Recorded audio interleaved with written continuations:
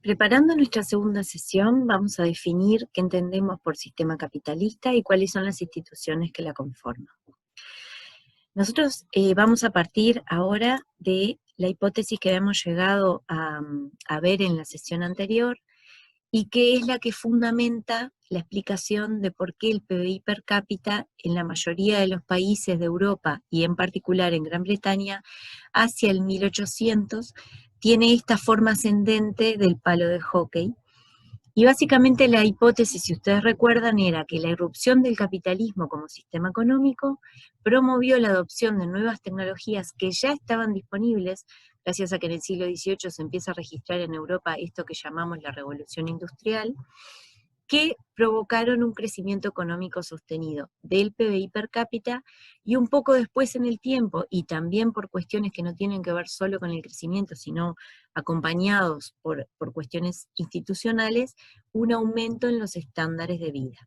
En particular, un aumento del salario real de los trabajadores, que luego más adelante vamos a ver que no fue concomitante el crecimiento del PBI per cápita, sino que fue un poco después.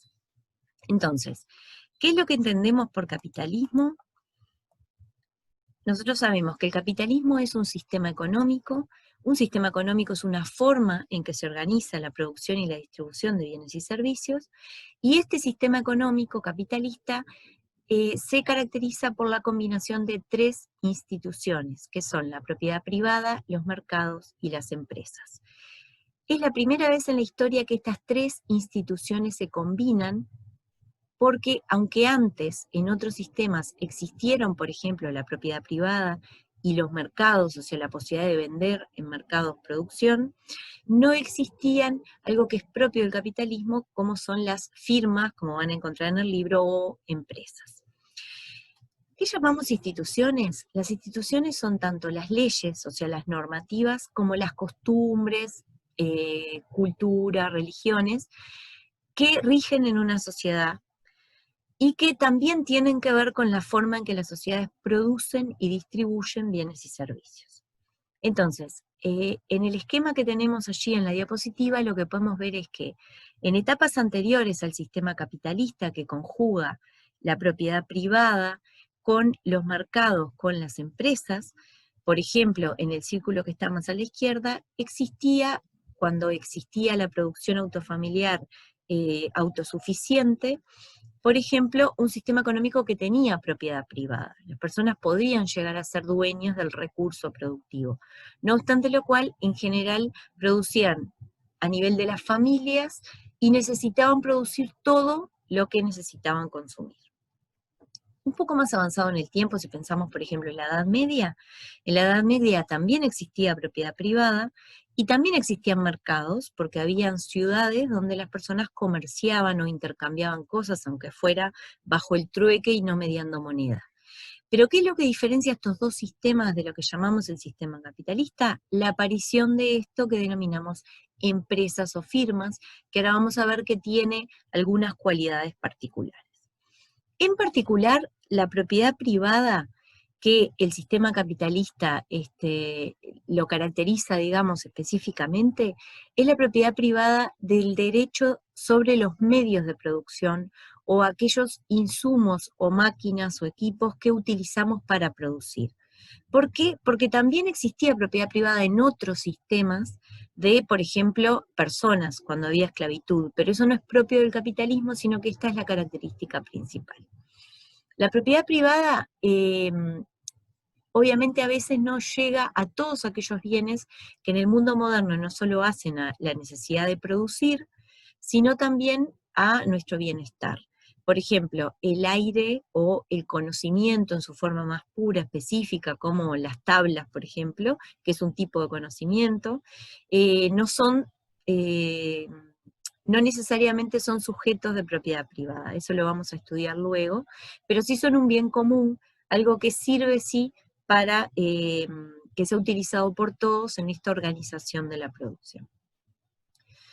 Los mercados son una forma en la que las personas intercambian productos y servicios. A diferencia de otras formas de intercambio, en los mercados se dan transacciones que implican tres características principales: Transferencias que son recíprocas, esto quiere decir que ambas partes, tanto el que compra como el que vende, recibe algo, ya sea un trueque o moneda. Es voluntario, es decir, nadie va obligado al mercado o nadie vende algo porque está obligado, y usualmente hay competencia. Esto quiere decir que hay muchos compradores y muchos vendedores o muchos de una de las partes de la transacción. Y en particular las empresas, que son la forma característica del capitalismo, no existían antes, tienen algunas particularidades, por ejemplo, en relación a cómo se organizaba en la Edad Media la producción, que tenía que ver con organizaciones más familiares. Las cooperativas donde la propiedad es de los propios socios, las organizaciones sin fines de lucro, algunas instituciones del gobierno que no tienen propietarios, esos no son empresas. ¿Qué es una empresa? Una empresa es una forma de organizar la producción. Y la empresa tiene algunas características fundamentales. Por ejemplo, en una empresa hay dueños que tienen la propiedad privada de los bienes de capital, los insumos y lo que se produce. Contratan empleados y les pagan un salario y los organizan, ya sea directamente o a través de la dirección o la gerencia, para producir bienes y servicios, y estos bienes y servicios van a ser llevados al mercado con el fin de obtener una ganancia. Esta característica de la empresa la hace particularmente una cuestión bien interesante cuando vayamos a tratar de explicar por qué la irrupción del capitalismo pudo haber promovido el crecimiento del PBI per cápita.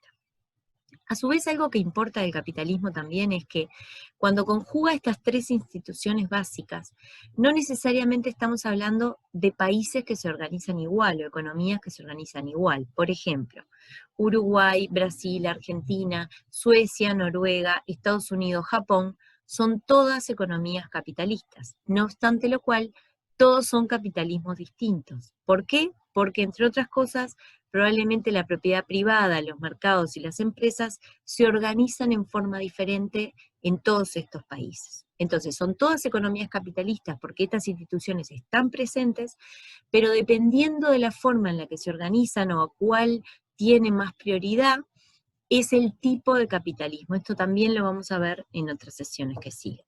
Y a su vez el capitalismo es un sistema que conjuga dos características básicas. Por un lado, centraliza en la empresa recursos y capacidad de producir, y por otro lado, descentraliza en términos de que cuando esta empresa lleva al mercado su producto, compite con muchos otros, y por tanto allí hay como un poder descentralizado en el mercado. Estas características básicas son las que le dan al capitalismo una potencialidad especial de lograr ese crecimiento del PBI que estamos queriendo explicar.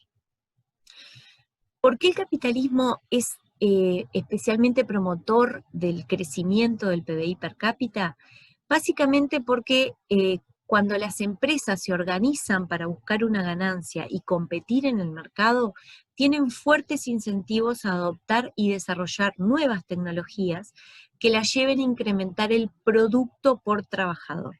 Y de esta manera permanecer en el mercado, crear productos que sean demandados y mediante esto lograr un incremento no solo de su producto, sino del producto de la economía en su conjunto. Y estas nuevas tecnologías a su vez pueden favorecer, en el contexto de un capitalismo que también tiene mercados ampliados, una mayor especialización. ¿Esto qué quiere decir? Que cuando los mercados se expanden, es posible que cada persona se especialice más y produzca aquello en lo que es bueno, que ahora vamos a ver cómo le denominamos a eso, y vaya al mercado a conseguir todo aquello en lo que no produjo. Entonces, estas características permitieron una especialización a nivel productivo y laboral muy grande, no vista antes de la irrupción de las formas capitalistas de producción hacia el 1800. Por tanto, estas características y esta combinación de mercados, empresas y propiedad privada llevaron a una adopción de nuevas tecnologías por parte de las empresas que llevaron a su vez una mayor especialización de los trabajadores. Esto aumentó el producto por trabajador, lo que llamamos la productividad. ¿Por qué? Porque la especialización tiene varias características que hacen que uno sea más productivo. Esto de aprender haciendo, a medida que reitero, aprendo.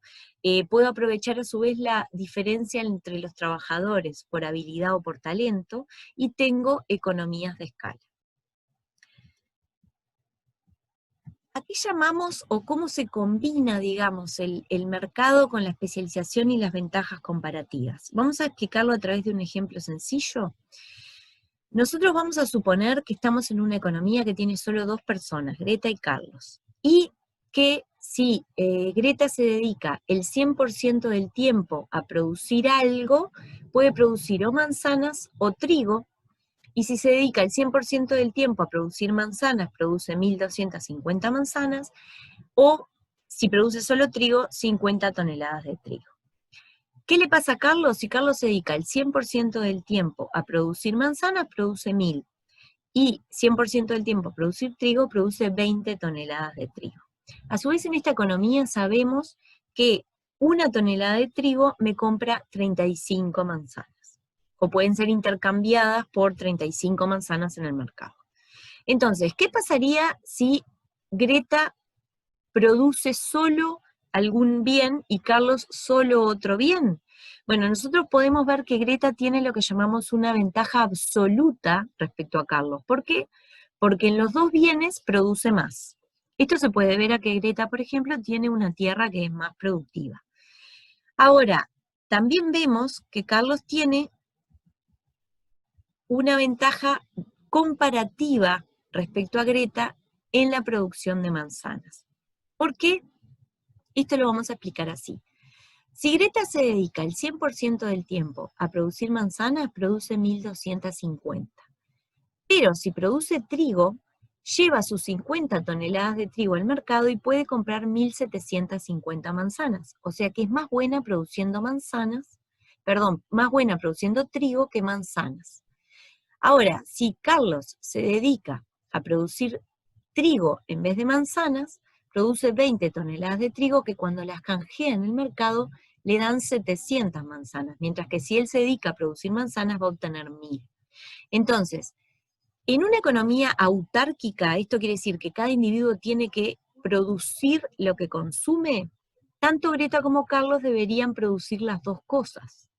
Ahora, si Greta se especializa en las manzanas porque tiene una ventaja comparativa, en el trigo porque tiene una ventaja comparativa, y Carlos se especializa en las manzanas porque tiene una ventaja comparativa, tanto Greta como Carlos van a ser mejores produciendo, van a ser más productivos, y les vamos a dejar para que ustedes revisen que en el capítulo del core se demuestra a través de un ejemplo numérico que no solo ellos son más productivos y obtienen más ganancias dedicándose a lo que hacen bien, es decir, Greta trigo y Carlos manzanas, sino que además la economía en su conjunto produce más que lo que hubiera producido en el caso en que ambos se dedicaran a las dos producciones. Esto quiere decir, cuando yo tengo la posibilidad de especializarme, me beneficio yo y beneficio la economía, porque produzco más. Pero para especializarme necesito mercados, porque tengo que ir a algún lugar a comprar lo que no produzco. ¿Esto qué quiere decir? Quiere decir que el capitalismo, en la medida en que aumentó los mercados y potenció la especialización a través de tecnologías que aumentaron la productividad del trabajo y la especialización de los trabajadores, dieron también la posibilidad de que el palo de hockey, esa parte de la curva ascendente del palo de hockey, se concretara, y esa puede haber sido una explicación, digamos, de por qué la irrupción de las formas capitalistas de producción, que entre otras cosas está caracterizada por la empresa, unida a la propiedad privada y a los mercados, dieran los estímulos y el campo fértil para la ampliación de mercados, la innovación y la adopción de una mayor productividad por trabajador. Así que ahora en el próximo video vamos a explicar un poco la hipótesis que tenemos de por qué se produjo este salto en el palo de hockey y cuáles otras explicaciones alternativas podemos tener.